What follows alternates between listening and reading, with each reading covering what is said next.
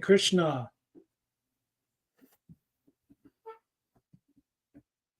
Welcome back to our Bhagavad Gita as it is, live stream reading, purporting, sharing, glorifying, and so on. I believe I recently finished my final test in my advanced Bible course. I hope so. They take a lot of time studying for. And I finally have time now for another stream.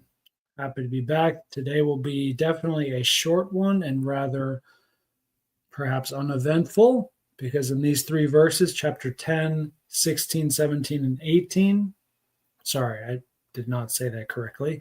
Chapter 10, verses 16, 17, and 18. These are just questions from Arjuna to Krishna, mostly with short purports as well. And then the next live stream after this will probably be longer. Anyway, feel free to join me or not in glorifying and invoking the Supreme.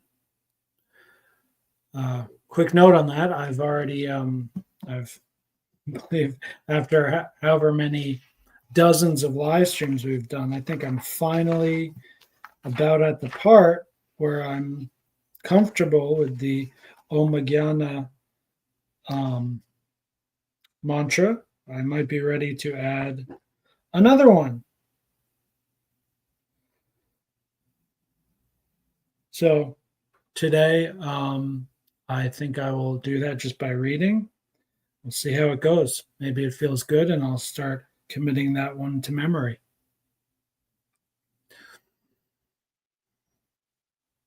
Om Namo Bhagavate Vasudevaya.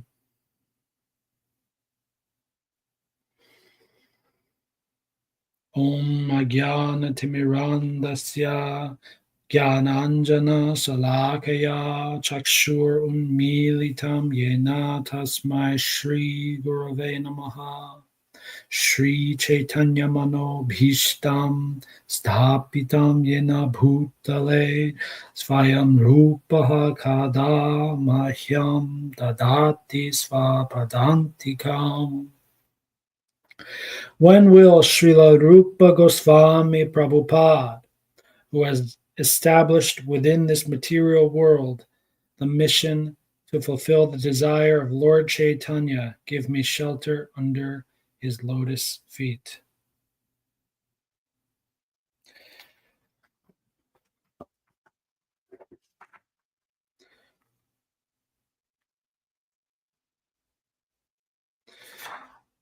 That mantra and the second one are very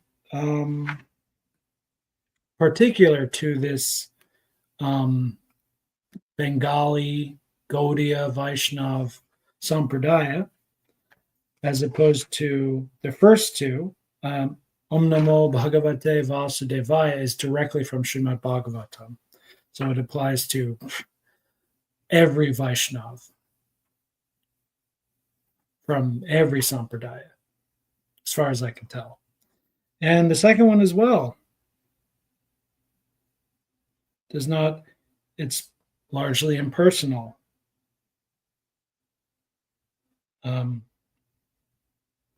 Shri Guru is the only person mentioned. Shri Gurave Namaha is the only person mentioned in that mantra, and that's Shri Guru, that which will manifest differently for different people who their guru is.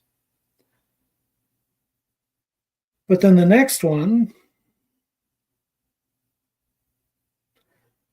there's after the two after this, then there's one that's more about Radharani and the gopis. And there's another one about that. And then one,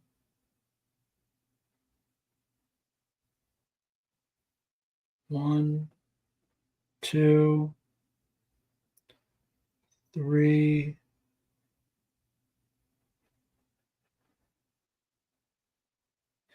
and the fourth one, Sri Krishna Chaitanya Prabhu Nityananda Shri Advaita Gadadhar Shivasadi Gaura Bhakta Vrinda. I know that one. And then finally the Maha Mantra. Is it 3 and 3? If every mantra is defined by having 2 lines, then this 2, 1, 2, 3, 1, 2, 3. Yep, it's 3 and 3. Split exactly in the middle, half and half.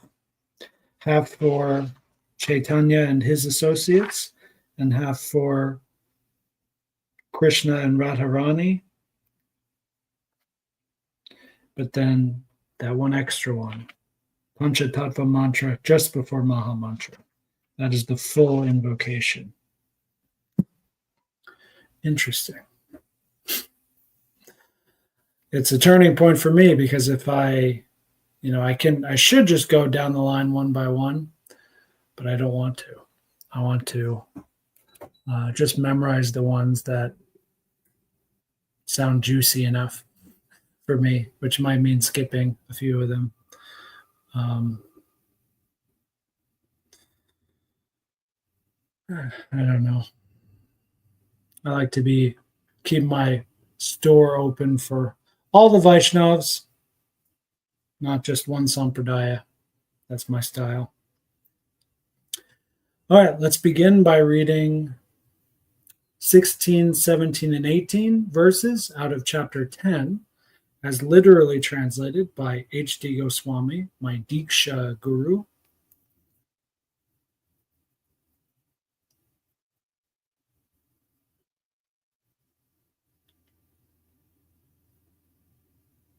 Kindly describe fully your vast divine powers, powers by which you continue to pervade these worlds. O Yogi, how should I understand you while always meditating on you? And in what various states, Lord, am I to meditate on you? Janardana, recite again at length your yoga and vast power. I am not sated on hearing this nectar. That's it. Now we'll get to Srila Prabhupada's translation and his purport and my notes on that as well.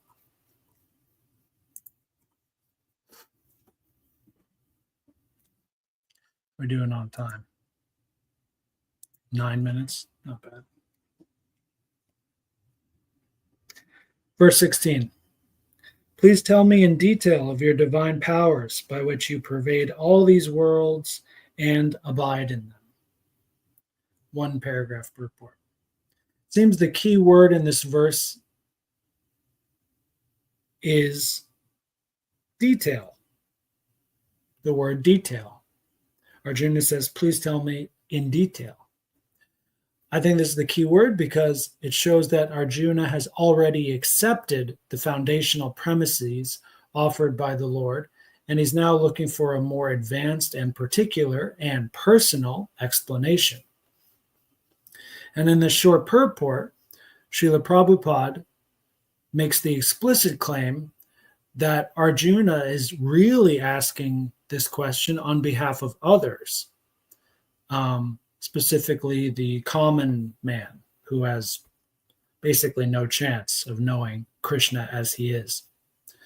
And I wrote here, the final sentence of the purport is quite clear. So let's read that now.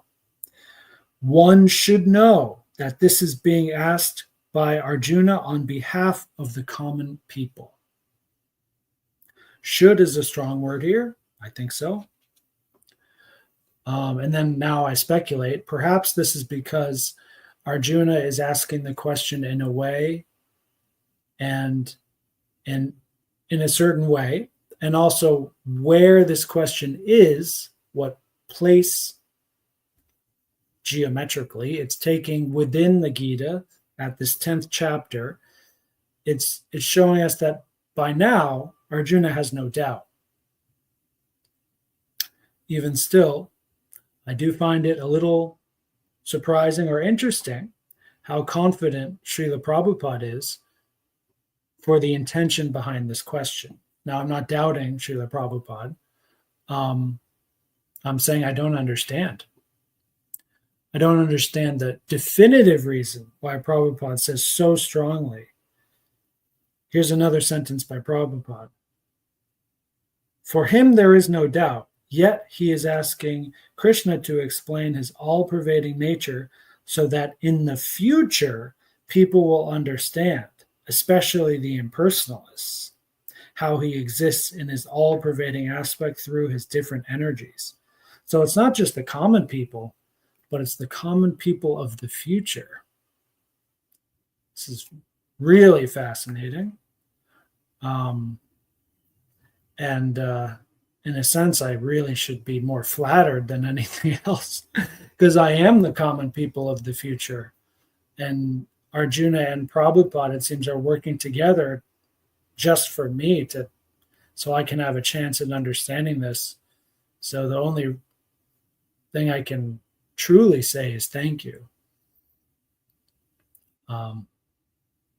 What I want to say is I want to understand what this definitive reason is, why that is the primary intention of Arjuna's question here. As opposed to, for instance, just whatever was happening in that moment on the battlefield of Kurukshetra thousands of years ago. Perhaps Arjuna just, said, okay, now's the time in the conversation where I ask this question. It just feels right in the moment. It's probably me projecting how I live my life onto Arjuna, which is certainly true. When I'm in the presence of a special personality, I do not have as much, obviously I don't have as much authority, and I don't mean that over others though. I have less authority over myself, and I'm more prone to the modes. I'm more prone to the moment and just kind of letting the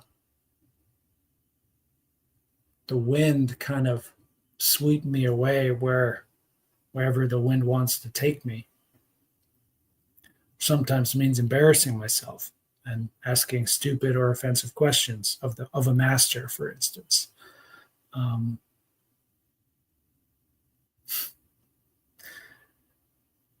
Somewhere closer to the opposite of that is how I interact with my kindergarten students, but don't want to go too into that because once again, it's more like the opposite. So it's an interesting opposite though, more of a complementary, because I am very much in the present moment with them, but I'm in the present moment as their teacher or master. So it's a different kind of thing. Anyway, it doesn't matter. Moving on to 17. How should I meditate on you? In what various forms are you to be contemplated, O blessed Lord?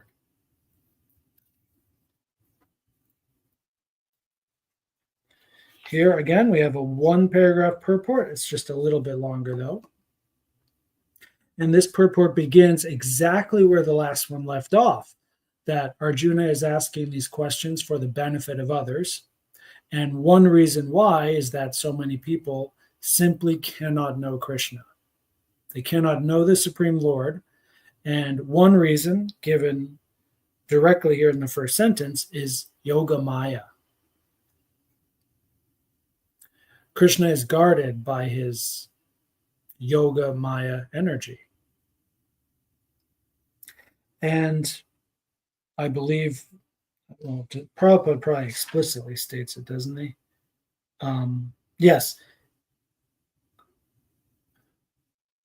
Arjuna, he addresses Krishna specifically as Yogin, because Sri Krishna is the master of the Yoga Maya energy by which he is covered and uncovered to the common man. That's another interesting fascinating and supreme point by Srila Prabhupada, because yoga, yogi, and yogin, these words are certainly beautiful and powerful, but more importantly, there's many different contexts, many different ways to translate them. But Srila Prabhupada states explicitly we're talking about yoga maya energy here, as opposed to, for instance, Yogeshvar, Krishna being the Lord of yoga. Now, also to be fair to both you, me, everyone here, I don't know yogin, what yogin means as opposed to yogi. Now, in the literal translation, you may remember, it said, "Oh yogi." H.D. Goswami translated it as Arjuna saying, "Oh great yogi," blah, blah, blah, blah, blah. And then he says whatever he says. That seems to be lacking context, because there are many great yogis, but we're talking about Krishna here, who is the Lord of yoga, the Lord of all yogis. He's not just yogi. Now, Prabhupada translates that word yogin as, "oh, supreme mystic." So yogin, the N at the end, could indicate that it's the yogi of all yogis, like the Japanese O in front of sensei. O sensei means major sensei. So the suffix N in Sanskrit could indicate the same thing here. That's what seems to be indicated by Prabhupada, but to know for sure, we should know Sanskrit, which I don't. And I'm only piecing these things together as I go, mostly, almost entirely using just Srila Prabhupada's work and H.D. Goswami's, and that's about it. There's one other great Sanskrit master who I love so much, Edwin Bryant. That's it, Edwin Bryant. I believe he has a initiated name of some sort, maybe not from ISKCON, from a similar Vaishnav parampara. And he's got a very long course on Rutgers going deep into Sanskrit. I'm so excited to get into something like that, to be honest. It's so much to do. After this stream, I'll probably ask the Lord about my future, if I can. So I have so many great intellectual projects to do, and I'm just about at the perfect age to marry and be a father. So still not sure if I'm supposed to try for that or not. Perhaps I don't know. I'm really curious to ask Krishna about that. Anyway.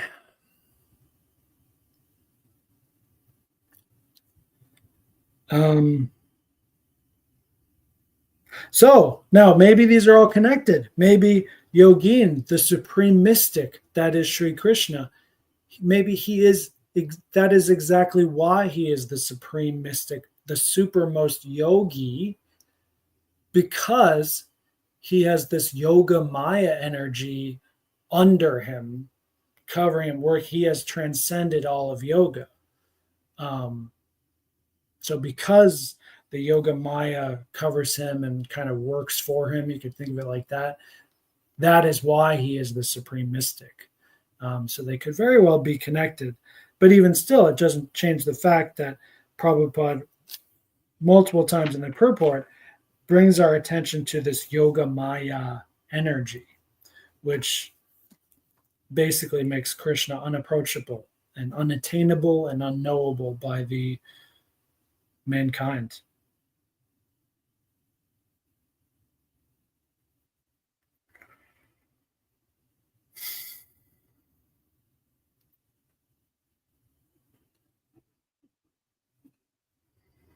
Arjuna is considering the mode of thinking of the materialistic persons of this world, because materialists cannot understand Krishna spiritually, They are advised to concentrate the mind on physical things and try to see how Krishna is manifested by his physical representations. That does seem to correspond more directly or obviously to the verse. Yeah, because Arjuna says, in what forms are you to be contemplated? That's a very materialistically, practically minded question. I'm not saying Arjuna is a materialist, but it does strongly indicate that Arjuna is asking on behalf of those who do need a form, some sort of form, knowable by the material senses, to focus on, to worship, etc.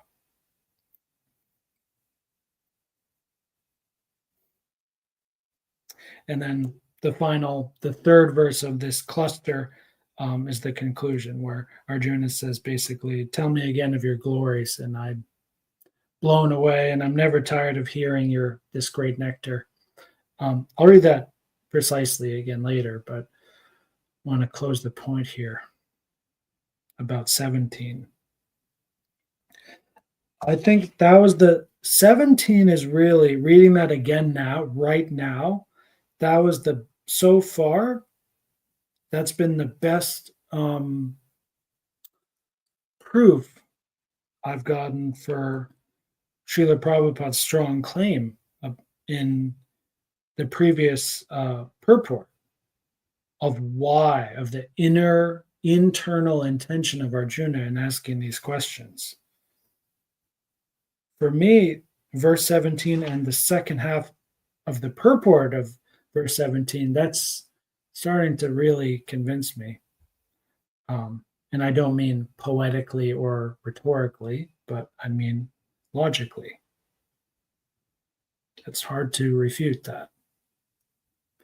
And seems to be, in a sense, obvious, which I like. That is the great supremacy, of course, of this Bhakti Vedanta. It's actually quite simple. It's simple for the simple. As opposed to the Bible, where in the Quran and probably a lot of, but especially the Bible, it's surrounded in mysteries and figurative language. So you need a pastor, you need to take a long course or something to just understand the basics of it, because it's all wrapped up in mysteries and weird translations and blah, blah, blah, blah, blah, blah. This Bhagavad Gita and pretty much everything else written by our A.C. Bhaktivedanta Swami Srila Prabhupada is very clear, very explicit, honestly quite easy to understand. Don't mean that as an insult, but it's not technically advanced. These texts are not technically advanced. They are spiritually advanced, very much so, but they are not technically advanced. You don't need to know Sanskrit to get all of this wisdom. No, you don't need to know any of it. I have personally found the taste for it, but you don't need to. You don't need to. I'm hoping if there are others who are similar to me, that they might find this stream and, associate with my own thinking that might correspond to theirs, or bounce off of theirs in a little bit, in a way that's interesting. Fine. No problem. All right. Let us now move to verse 18. Tell me again in detail, O Janardana, Krishna, of your mighty potencies and glories, for I never tire of hearing your ambrosial words. So if you're an English speaker like me in my age, right, the first thing that steps out at you is that word ambrosial. That's very, very particular word you don't hear very often, which is a translation of the final word of the verse, amritam, which means nectar. And it could be that the Sanskrit amritam and English ambrosia are cognates. I don't know, but I could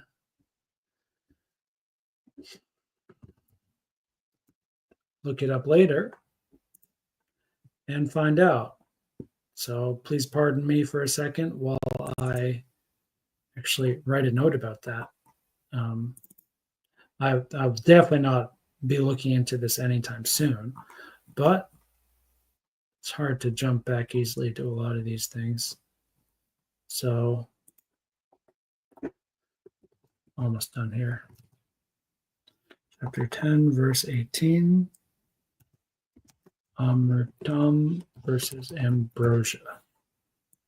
Clean up the formatting here.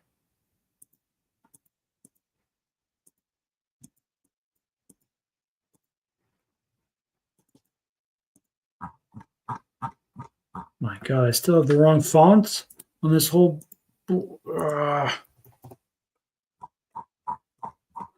we go.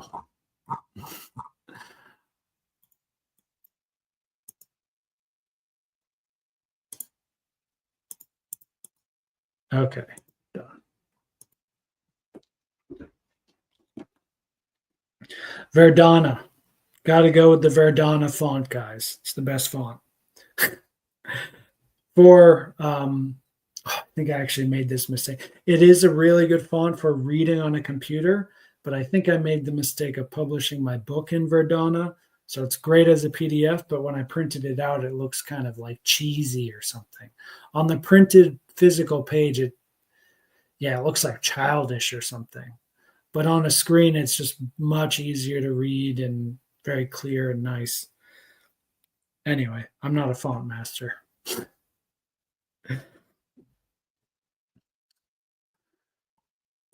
So,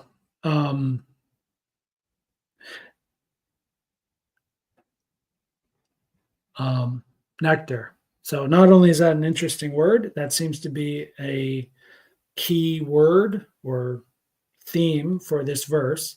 And Srila Prabhupada seems to mention the same. That's how he begins the second paragraph of the purport here. Still a short purport. It's 2 small paragraphs. One is very small. And Prabhupada mentions what should be obvious to me and others listening who have done this a few times before. Any narration or statement concerning Krishna is just like nectar. And someone who is fixed in devotion to Krishna, they never tire of hearing Krishna's pastimes. In the same way that we don't get tired of chanting japa, the holy names. Do not stop being holy because they really are holy.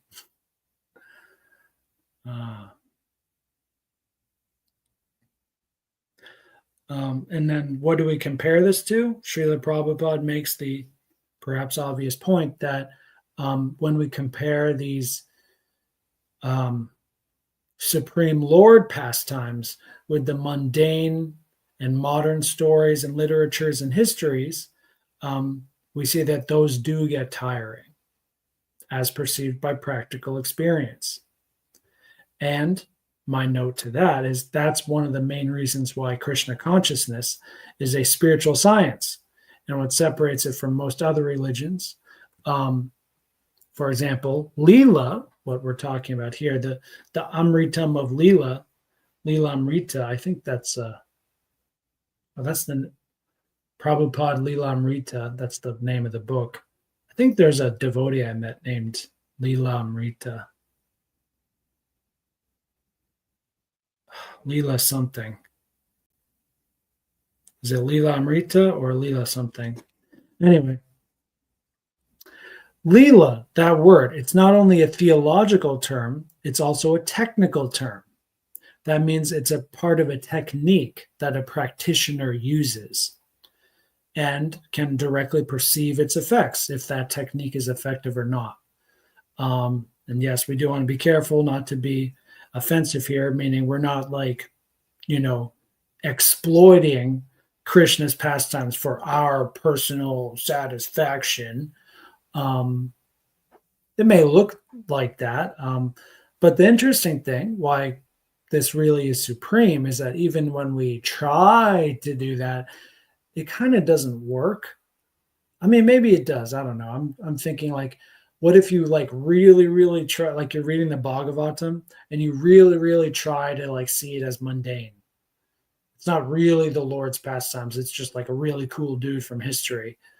I think you're still going to get at least some agyata sukriti, some unknown good benefits from that.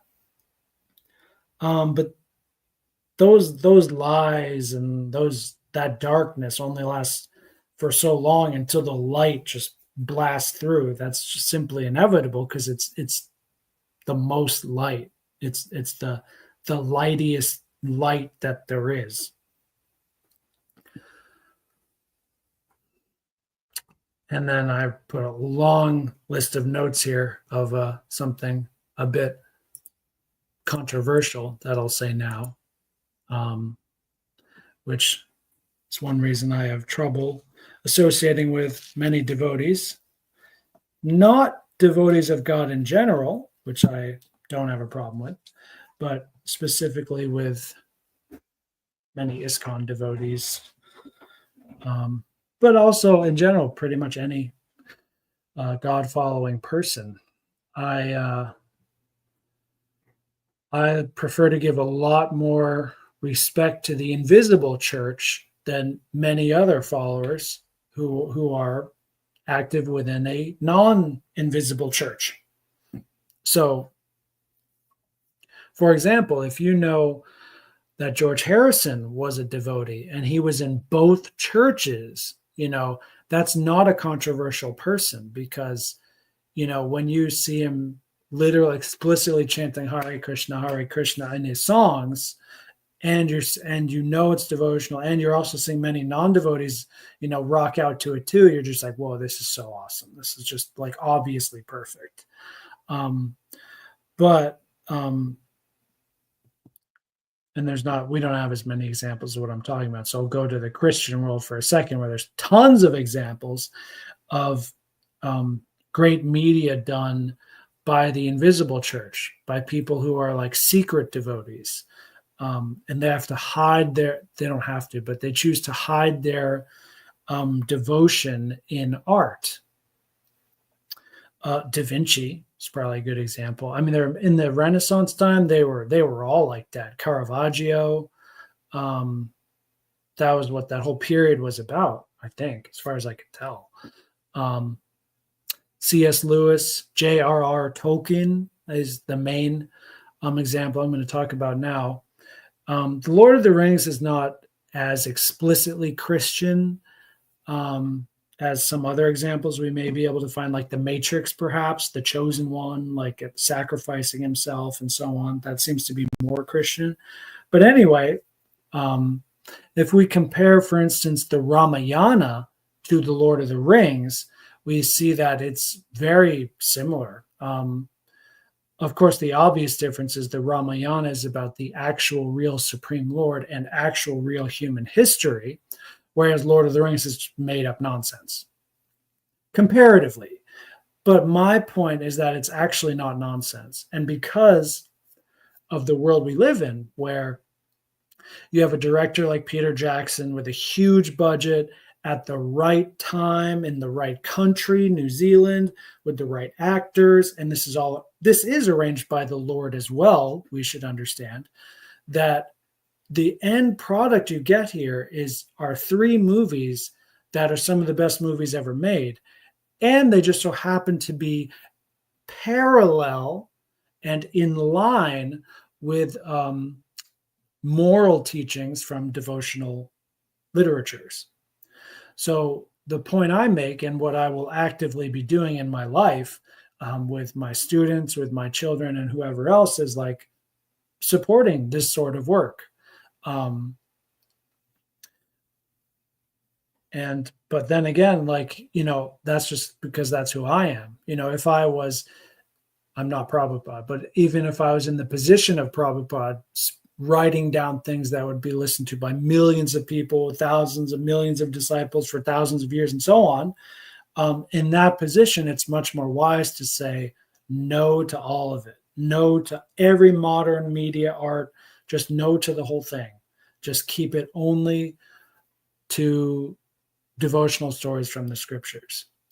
But one problem with that is that, you get some mediocre film made about Arjuna or some devotional thing, but it actually sucks. Like by aesthetic standards, it's actually not that good. And then you like preach to your child about it, or your student, like, oh, this is the greatest thing ever. And then they see and they're like, oh, that was okay, I guess.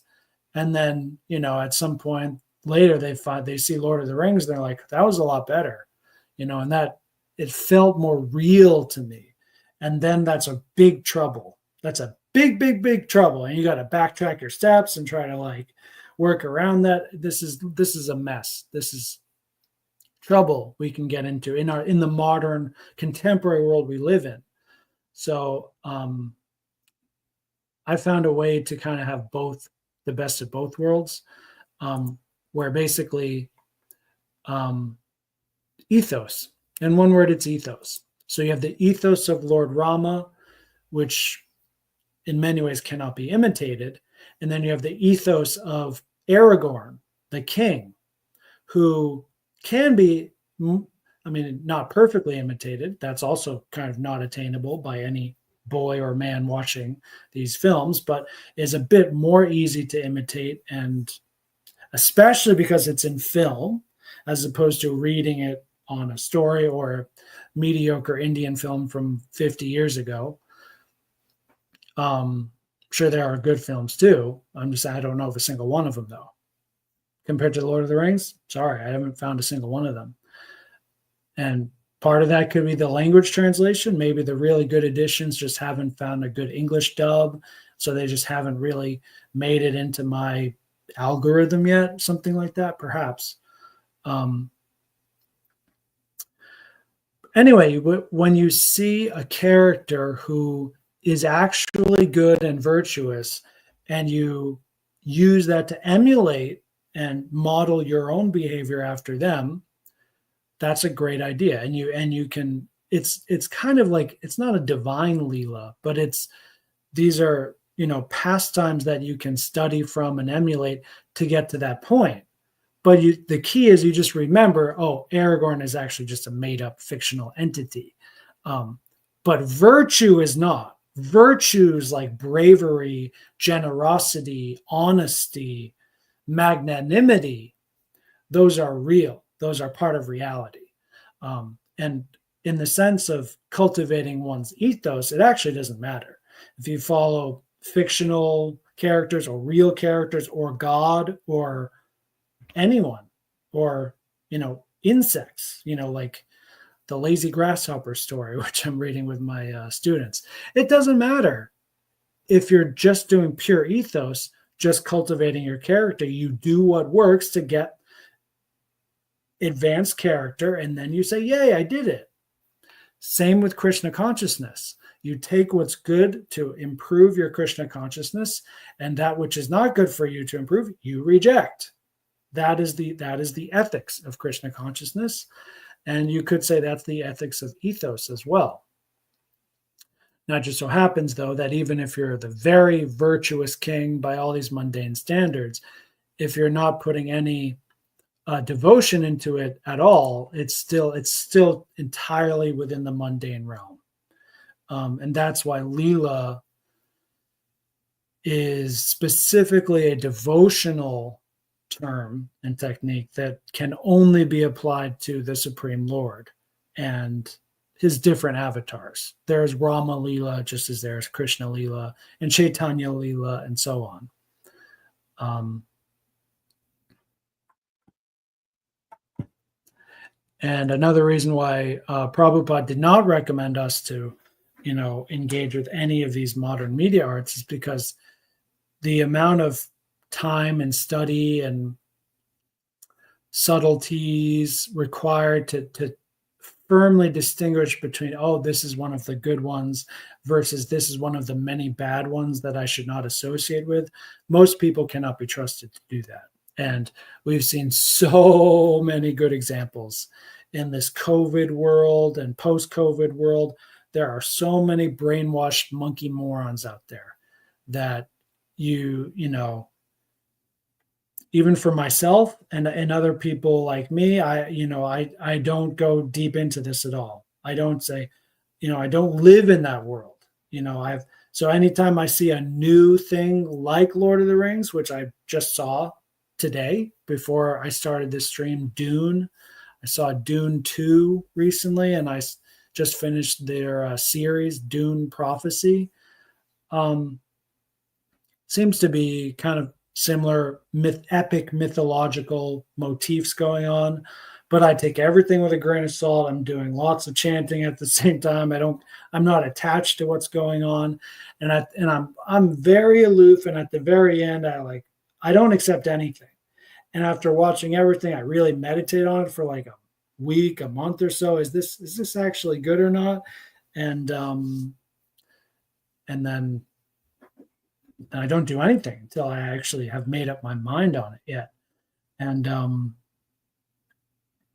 so far, I think it's within like the perhaps it's I think it would be called a tragedy, a classical Greek tragedy. The this Dune series, where in the sense that it does help.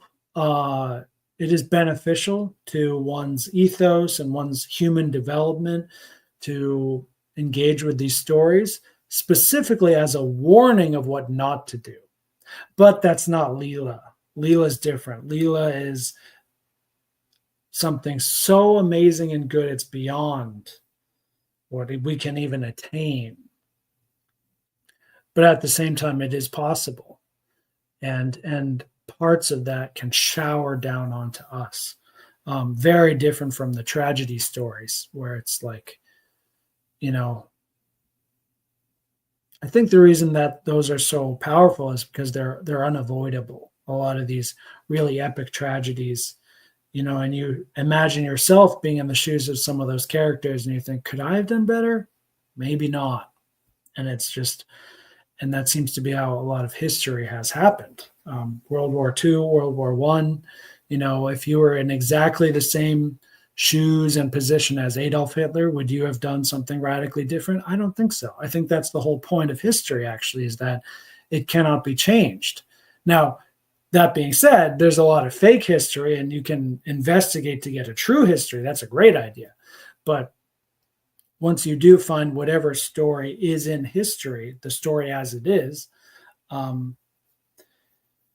as you accept it, that story, can it be changed at all? Well, no, it's history. That's by definition what it is. It's that thing that cannot change because it had to happen and it couldn't have happened any other way, just like every previous moment in your lifetime. In a parallel reality, parallel universe, sure, could happen differently. But as it did happen, it had to happen that way, and it couldn't have happened any other way. And that's why it happened that way.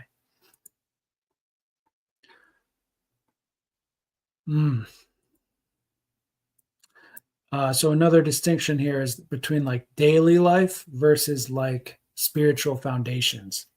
So is Lord Rama the best model for daily behavior for most men? I don't think so. It's too far unattainable. And same for Sita Devi. Can every mother or wife be, just say, okay, I'm just going to do exactly what Sita does every single day? I don't think so. Doesn't mean we should ignore these stories, but I'm saying there's a bridge. We can make a bridge in the middle ground of someone who's really excellent, but still in the mundane realm, get better like them. And then our foundation gets boosted a little bit, and then we can start going closer to the Lord. But yes, at the same time, the Lord gives us our foundation, the bottom line, the rules, the laws, and the maximums as well, the ceilings that we cannot go any higher because he is the ceiling, and so on. I'm starting to get hungry and tired and having trouble thinking.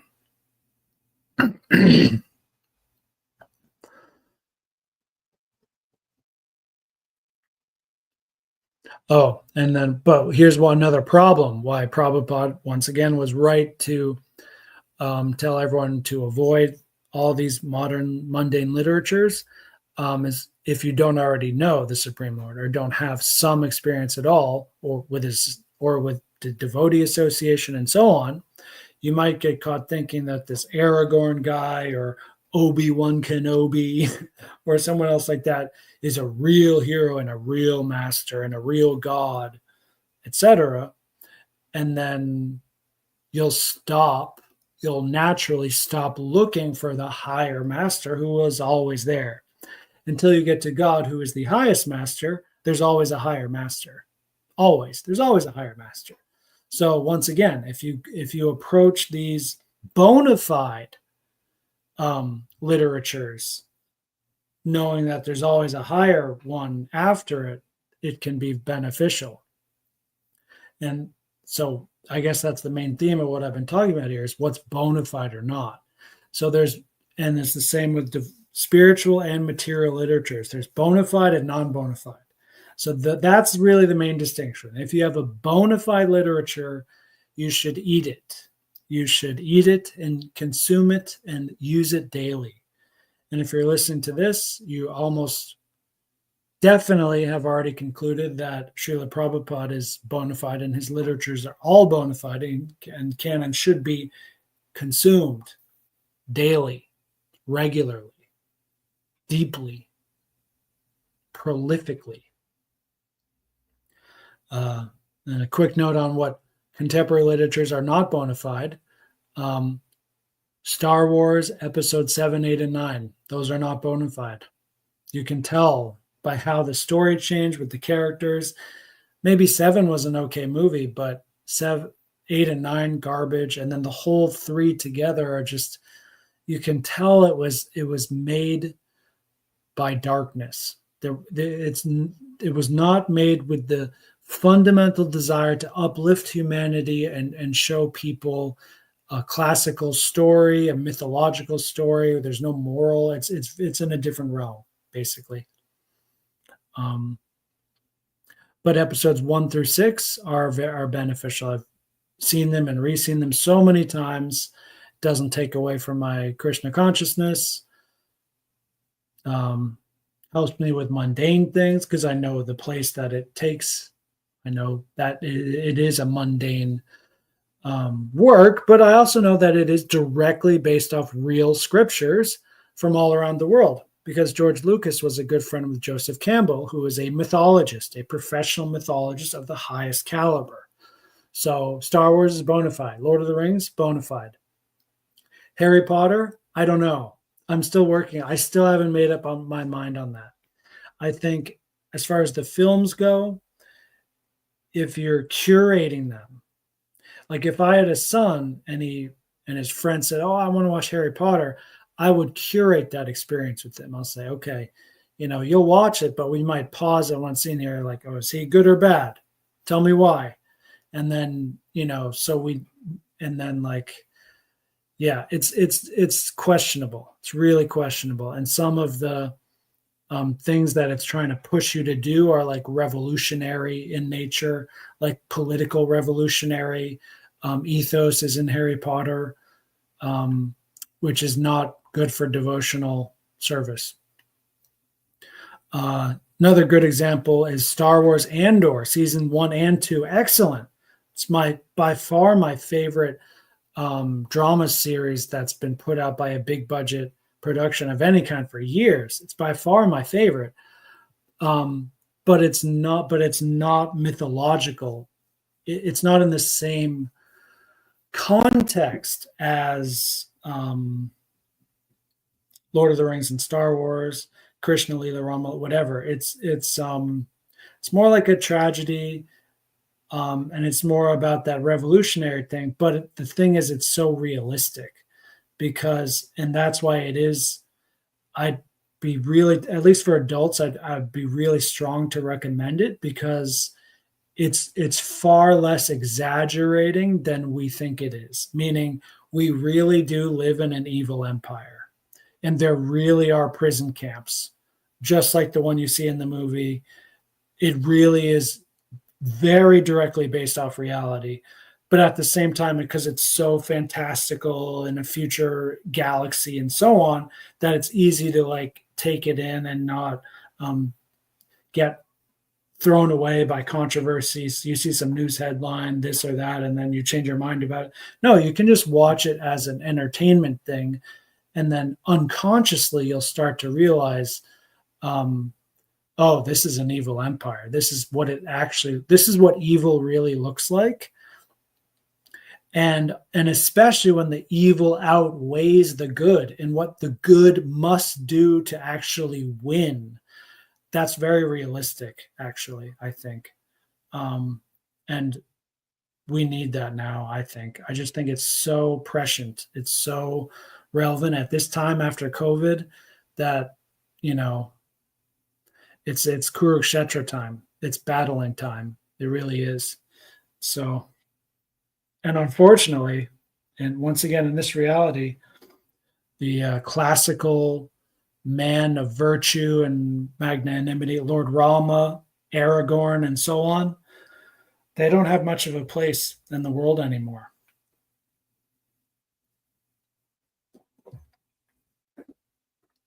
I wish they did, for many reasons. One of them being that I'm better at doing that example than the other one. But it doesn't change reality. So another main point here is, are you living in reality or not? That's another basic thing we're getting to here. Where are you living? You can live your life totally according to the scriptures and not be in reality, or the opposite, or, ideally you do both. What I'm trying to do is both, where my moral spiritual foundation is the scriptures, but then a lot of those tiny details that don't matter, I'm doing according to reality, like what time I wake up, a lot of dietary choices I make and who I associate with. Like just coming to Korea in general, I knew there's going to be a lot of bad association here, and I came prepared to tolerate that, because in reality, what other options do I have? It was the best option I could find. And it's reality gives you pros and cons, and you just have to be prudent about that to have a chance at being well situated and happy and content and comfortable and relaxed and so on in reality.